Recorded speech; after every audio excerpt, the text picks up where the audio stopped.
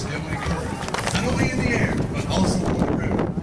These brave soldiers have forged for themselves a place of honor in America's hearts. Hey, let's go up this way, Vinny. Good afternoon, ladies and gentlemen. I'm Staff Sergeant Brian Karst, originally from Vancouver, Washington. It has been my proud honor to fly in here for you on this, my 520th free fall parachute jump. Woo! This is 520 jump. Come on! I'll describe to you today a demonstration of precision free fall as performed by members of your United States Army parachute team, the Golden Knights. At this time, members of the Gold demonstration team are circling high overhead in our distinctively painted C-31 Friendship aircraft at an altitude of 10,500 feet. The jump master is actually looking out the left door of the aircraft. His head is outside in the wind and the cold. Through a series of hand and arm signals, the jump master is relaying heading corrections to the pilot, maneuvering the aircraft to a precise exit point for the jumpers. Watch closely, as you may see the nose of the aircraft move slightly left or right in response to the steering instructions. And the jumpers are out, and the smoke is on! We now have members of the Golden Knights in free fall, rapidly approaching 120 miles per hour. These jumpers will fly their bodies apart, using their arms, legs, and shoulders as flight controls. They close the distance, and contact has been made, and a 14-inch mahogany baton has been exchanged. These jumpers will now glide their bodies apart and prepare to open their main parachutes. And there you have the high-flying black and gold of your United States Army parachute team, the Golden Knights. Mr. Charlie Hillard, former team leader of the Eagles aerobatics team, and parachute manufacturer Mr. Steve Schneider, exchanged the first baton in 1958. Until then, it was believed that two jumpers in free fall could not possibly make contact. The parachutes used by the Golden Knights are flexible wing gliders. Constructed of a lightweight ripstop nylon, these parachutes have an inherent forward airspeed of 22 miles per hour. To turn left, the jumper will pull on the left steering line. To turn right, the jumper will simply pull on the right steering line. And as the jumper nears the ground, he will pull on both steering lines simultaneously for the safest and softest possible landing.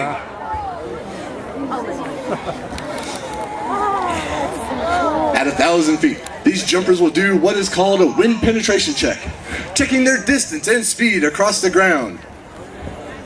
These jumpers will then fly a downwind leg, a base leg 90 degrees to the target, and then turn into the wind for their final approach. You'll notice this first jumper coming into the target area. He is flying the Army Star Flag, being flown by Staff Sergeant Kevin Pressgraves. Now, as these jumpers come into the target area, watch the minor corrections used in obtaining a dead center landing. The jumper is now flying downwind. He is now going to set up right over the target and then stop his forward movement and come straight down on top of the target. Wow. You may notice the tail of the parachute curl under. This slows the forward speed and the jumper's rate of descent.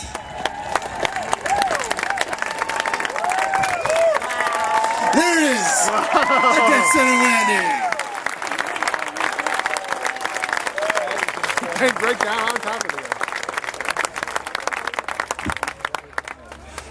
If you have any questions about the many opportunities in America's largest corporation, the United States Army, feel free to contact your local recruiter who's here at the show today.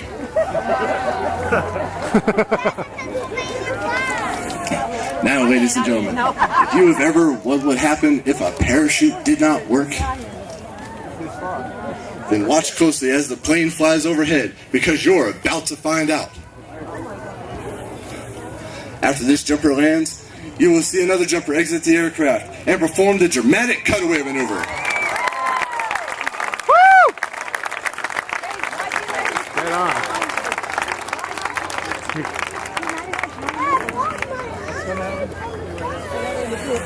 Okay, ladies and gentlemen, as the aircraft gracefully crosses overhead, the jump master gives the cross-arm signal of hot target signifying the airspace is clear and it is safe to jump. The jumpers complete their final gear checks and move to the doors in the rear of the aircraft.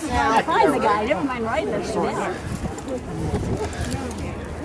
Watch closely for the next jumpers to exit the aircraft. You may not notice the jumpers exiting the aircraft due to this very large cloud located right over the target area.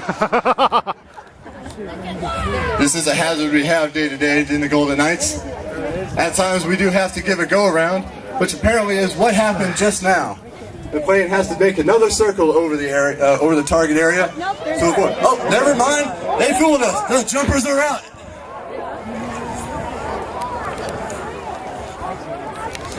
Ladies and gentlemen, these jumpers will entangle their parachutes to do what is called, to perform a facet of the sport called canopy relative work. Watch as these jumpers maneuver their parachutes in a line and come together. With the advanced aerodynamic design of these ram air parachutes, it is possible for one jumper to fly right up to the hands of another jumper without adversely affecting their flight characteristics.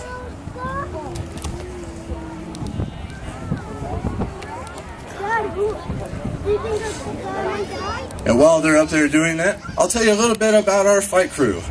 Because the same degree of precision, discipline, and teamwork exhibited by the demonstrators and competitors is also reflected in the Golden Knights Elite Aviation Section.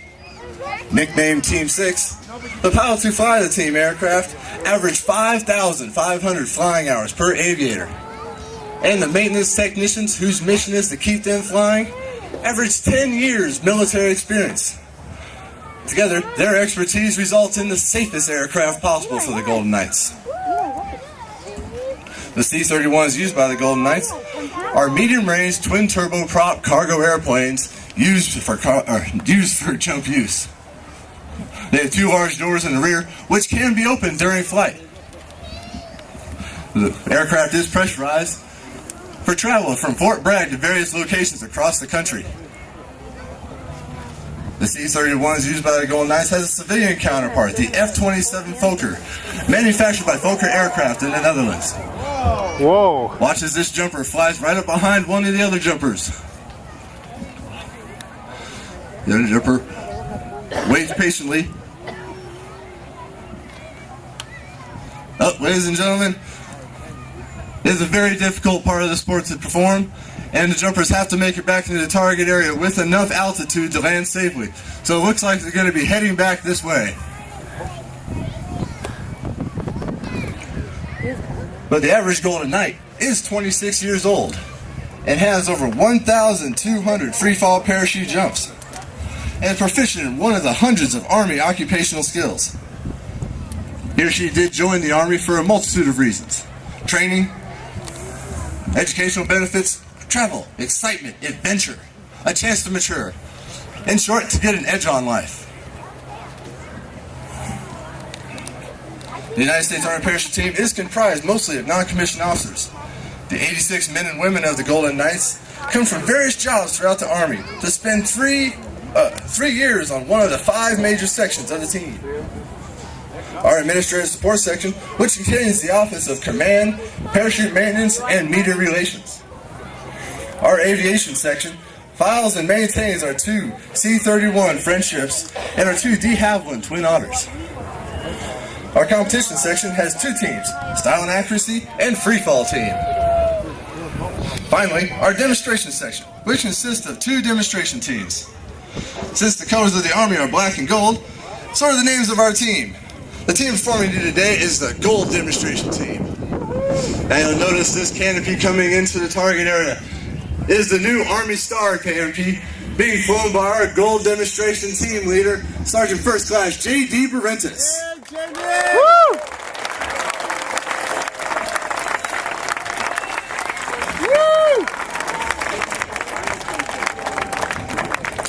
The Reserve Auxiliary parachutes being flown The Reserve Auxiliary parachutes flown by the Golden Knights are also flexible wing gliders, such as the one you saw me fly in earlier. Almost flew into it.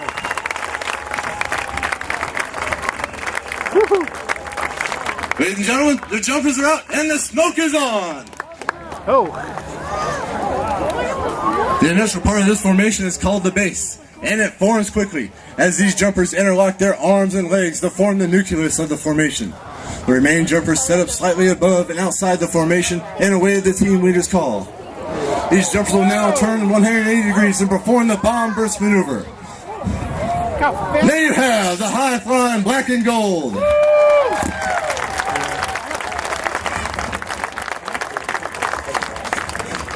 Now, if you may have guessed, these jumpers are faced with a unique situation, a traffic jam in the sky. They must gain vertical separation in order to allow for individual approaches into the target area. This is accomplished by pulling on the front part of the parachute and spiraling down at speeds of 60 miles per hour to set up a traffic pattern just like you might see aircraft at a busy airport. Tell me this wasn't worth going. The parachutes have 7 openings in the front of them, allowing air to be forced in, inflating the flexible wing gliders.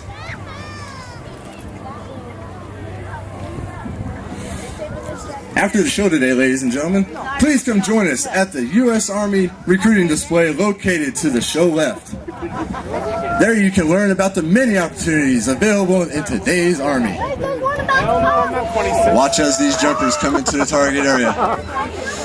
It takes a great deal of concentration in order to land a dead center on target. The jumper keeps a close eye on the windsock located in the target area. There he goes. And then once on final approach, the jumper will shift all his attention to a small black dot located in the center of the orange X. The jumper will set up. Watch the minor corrections used in his steering lines, slowing his descent. It can be right down on target.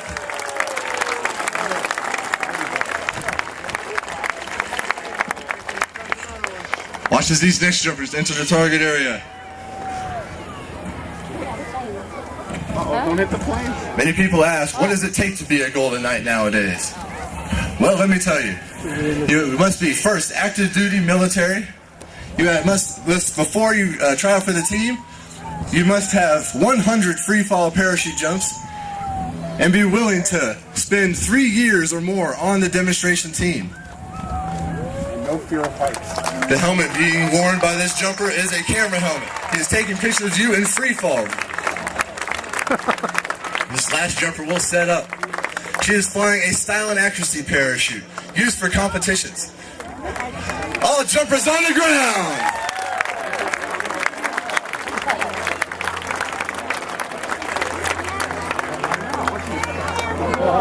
Now, while each of these jumpers will reap...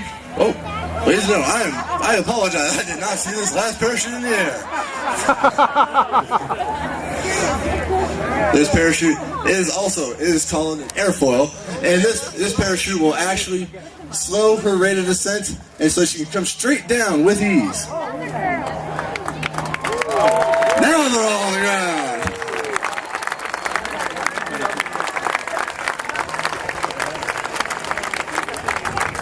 Now, while each of the jumpers will repack his or her own main parachute, a certified parachute technician will repack our reserves every 180 days, whether they are used or not.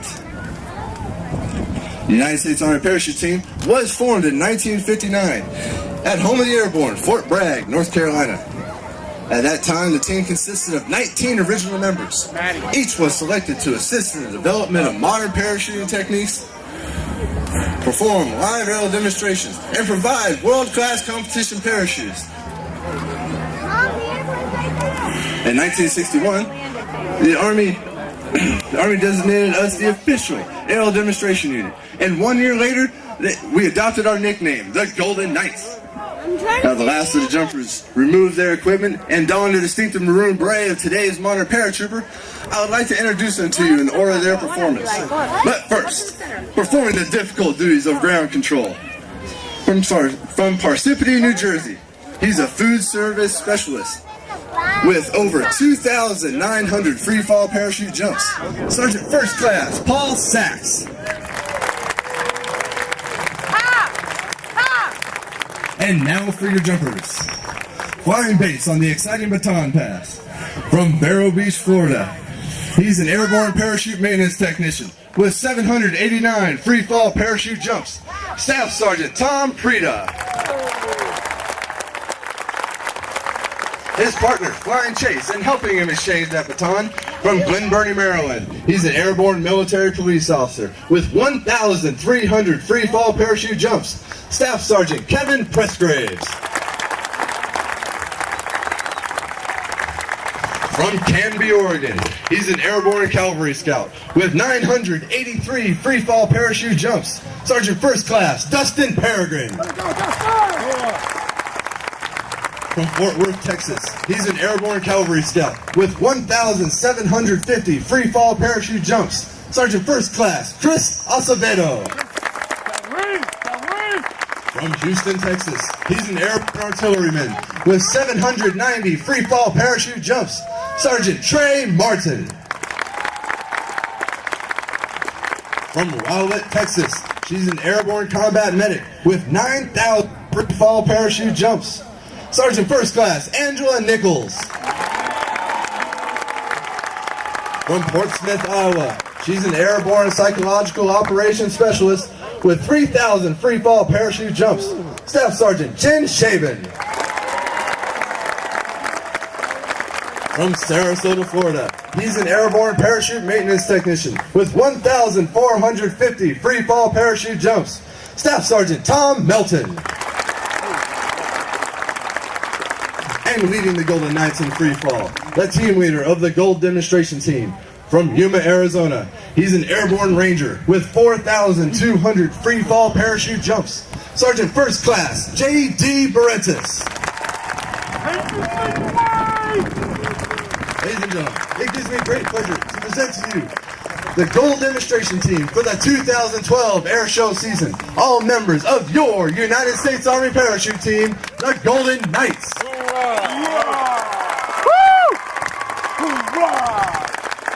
Ladies and gentlemen, this concludes our performance for the weekend. And on behalf of the entire team, I would like to thank each and every one of you for being such a warm and receptive airborne audience. And in closing, I leave you with this final thought. In the future, may all your days be prosperous and your nights golden.